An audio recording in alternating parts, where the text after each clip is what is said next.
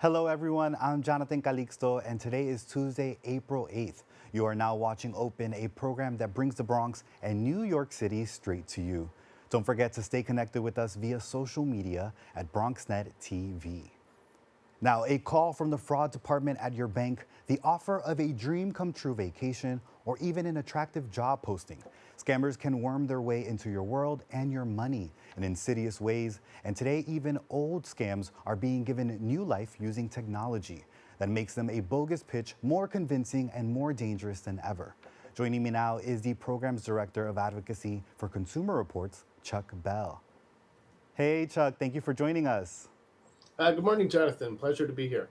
Yeah, now, Chuck, obviously, this is a trending topic for the wrong reasons, but scams are becoming such a new thing, given a new life. Talk to me about why they are becoming so prevalent now. Well, we have many advances in technology that allows hackers and fraudsters to ply their trade from distant corners of the globe. And also the cost of being a scammer has gotten a lot cheaper with the internet and text messages and so forth. They can reach all of us very easily. And if they're good at giving us a convincing pitch to turn over our money, they can make a lot of money from people, unfortunately. Yeah, now, obviously, there is a mention of technology as well being used with these scams. We have AI, deep fakes. Talk to me about how that has impacted the world of scamming. Well, it's allowed the scammers to get a lot more information about you very quickly. You know, many of us have been the victims of data breaches. So there's some data about us available in the dark web. So the scammer might know your name and where you live and, even the names of your kids. So it's a little creepy that they have all this information. At the same time, they're very good at sending spoofed phone calls. So you can't tell where the phone number is from, or text messages that look like they're from someone you know or from a local business. So they've gotten very good at faking their identity and insinuating their way into your life. Yeah, now when we talk about this evolution of scams, I mean, we see it from a fraudulent call, text messages, even about when you're applying for a job. Anything that all these different scams have in common that you've seen on your end? Yeah, generally they have a convincing storyline. So it could be about anything. It could be about the earthquake in Burma or hurricanes in Florida. They come up with a new storyline that maybe ties into something in the news or something in your life. And then they have an urgent call to action and then a payment method. So they're usually urging you to send them money in some form immediately. If you don't do so, there's going to be some type of dire consequences, like your grandson will stay in jail in South America, or all of your accounts at your bank will be shut down. And so we as consumers have to become much more skeptical of the pitches that we receive and refuse to act when people are telling us it's an emergency. That's the most important thing. Yeah, now I, along with our team, have compiled some of the list of different scams that we have been a part of, have seen, have been victim of, or that we have seen obviously trending as well. So you, the expert here, I want to ask you to obviously give us some feedback about how we can prevent from falling victim to these scams. One of them is fraudulent calls, obviously pretending to be from our bank fraud department. Talk to me about what people can do to protect themselves if they get this call. So usually your bank is never going to call you and ask for very sensitive information such as your PIN number or the short-term authentication code or your login ID, or your account number. Your bank is not going to do that. So if you're getting a call from someone who says they want you to surrender that information, you should just hang up. I mean, you need to be really skeptical. The best thing to do is to hang up and then just contact the bank yourself using a number that you know is right, the number on your bank statements, or walk into their bricks and mortar branch to talk to an agent if you think there's any question about your funds being compromised there. But never, never, never give away your personal information to somebody who just calls you out of the blue. You have no idea who that person is. They may say they're with the bank, but you don't really know that. And you're also almost better to allow those calls to go into your voicemail and listen to the pitch yourself. But 9 out of 10 times, that's a scam call. Your bank is not calling you to ask for that information. So definitely important to reach directly to your bank. Another one is the online market scams. Now I know I love the Facebook Marketplace, and there's obviously a lot of ads there with the sellers, the buyers. How can people avoid falling victim to these scams?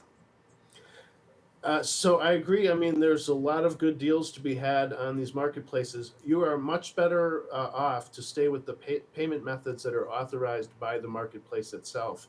And so if you think about marketplaces like eBay and Etsy, they have secure payment methods such as PayPal, where you can send the payment right through the platform. You know that it's getting to the seller. And they have also dispute resolution processes. If somebody doesn't ship you the item, you can complain to eBay or Etsy or get that item. I think where a lot of people go wrong with the marketplaces is they're persuaded to make a payment that's off the platform through Venmo or Zelle or some other electronic app, and then that person just runs away with your cash. So you want to meet people, say Facebook Marketplace, meet them in a secure place like a shopping center parking lot or in front of a police station. Don't just assume that that person is reputable. Because they may well be a scammer, and you don't want to be surrendering your money before you've taken possession of the goods or had a chance to inspect them. So never, never, never send a payment through Zelle, Venmo, or Cash App to Facebook Marketplace. Yeah, that's a very important tip right there, Chuck. Thank you for that. Now, of course, another one that I have seen personal friends also fall victim to is an employment scam. Now, we're seeing a lot of these fake jobs asking for people to send in money for trainings or for equipment. What do you say to those job hunters to not fall victim to these scams? Yeah, unfortunately, I mean, many of us who have never experienced this wouldn't even think that that was a problem. But if you have been talking to someone about getting a job somewhere and they ask you to start using your own bank account or your own funds to buy equipment, saying that they're going to reimburse you or to receive a payment from them, even sometimes is a scam because they might be sending you something that's a bounce check and it's going to get clawed back from your account. So I would really beware of any online employment offers that you get from people unless you have some verification or authentication that it's a real company and that they are a reputable company. Many of these places are just complete fly by night scam operations. Yeah, now another one, I know with spring break coming up, nicer weather, people are looking to travel. Travel scams have also been on the rise as well. We've seen it with either a lot of amazing deals, these like travel clubs as well. For people who are looking to take a trip, what should they do to avoid losing out on these? Well, first of all, I think you have to be aware of offers that you see on social media or through a text message or a phone call. You want to be dealing with a reputable travel operator. So, an airline or a hotel chain that you know about where you can, they have an 800 number for customer service. But I think where people often get caught is they're just responding to an offer that they saw on social media. And that is a very dangerous environment. Some of the advertisers that appear there have not been adequately vetted by the social platforms. And so if they ask for an advance payment, there's a risk that you're not going to get that money back, that they're going to run away with it. So don't make an advance payment for something that where you're not sure that it's an actual company, a reputable company that does business on travel issues. Yeah, now, of course, Chuck, thank you for that, for breaking down obviously these tips that we can look out for in these different types of scams. With that, we do see certain communities being impacted, whether that is older people, younger generations as well. Why are these scams so effective for them, and what can they do to prevent falling victim to one of these scams as well?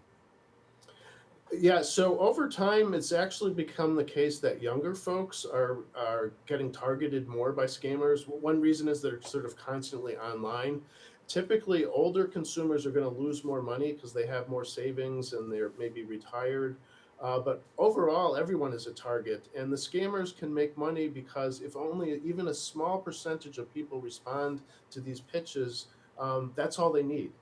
So there were over $12.5 billion in fraud and scam losses last year, according to the Federal Wow. Trade Commission, and over 2.5 million people made reports of being scammed. So it's extremely common for everybody of all ages across the board. And I think this one of the single most important things is just that it's so easy to turn over money to people with these new electronic payment apps that we have. Or sometimes they also ask for gift cards, Right. Anybody that's asking you to pay them with gift cards is likely a scammer. So don't fall for that one. Yeah, now of course for people when once they've realized that they have fallen victim to these scams, what should they do immediately to report it and to address it and to keep their information safe? So I would reach out to the company directly if it's a reputable company where, like, you were on a platform or you were scammed through a bank, for example. Report it to the bank because sometimes they can help get your money back from the scammer. If and like the payment platforms themselves, like Cash App or Zelle. Most of the time, if it's induced fraud and you actually authorize the payment, they're going to give you a very hard time and they're very unlikely to refund your money. So it's only when there's something like unauthorized access to your account, such as hacking, that they will usually reimburse people. But it never hurts to report it to them. You can also report it to Attorney General Tish James, who has a Consumer Protection Bureau, and they investigate the problems that people bring to their attention. I know a lot of us feel embarrassed if we've been scammed, but it's important to speak out to protect the community and to fight for your rights. So don't feel bad because it happens. It happens all the time, and they often, we respond because they tell us it's an emergency. They're effectively hijacking part of your brain, and so if you just remember that, take your time. Don't fly off the handle to respond to something immediately. If someone says there's an emergency, put the phone down for a few minutes, walk around and think about it, talk to your friends. It may not be as urgent as the person on the phone is saying it is. Yeah, no, I mean, I love that tip, especially about speaking out, because I think it does happen more often that we even hear or see. With that as well, I have seen people talk about, I don't even want to start a social media platform. I don't even want to put my information in a survey online because I'm scared I'm going to fall victim in the first place. What is the tip that you would give to people who are trying to prevent even from just having their first scam text or think that, staying away from the system is protecting them? Yeah, I think the social platforms have done a good job making it a very, comfortable environment, but we are oftentimes oversharing information. So, never share personal information on social platforms or on the internet, such as your passwords or your login IDs, um, your birthday, even social security numbers. There are just lots of personal data that we're better off not sharing. If you're going away on vacation, for example, that's like a tip off to people that you're not going to be at home. That's not a great thing to share. So I think we have to become much more conservative about the amount of information we share on social platforms and realize that there are bad actors watching all the time, unfortunately, and that they may be looking to take advantage of you if you share too much information. Well, definitely. Again, thank you so much, Chuck. I feel like this, even for myself, has prepared me with some things to look out for. So thank you again. Thank you so much. We have more on our website at consumerreports.org. Great. And of course, for our viewers, like Chuck mentioned, if you would like to read the CR report about the latest scams that are on the rise, please visit their website, which is on the screen below. Don't go away. We'll be back with more Open after this.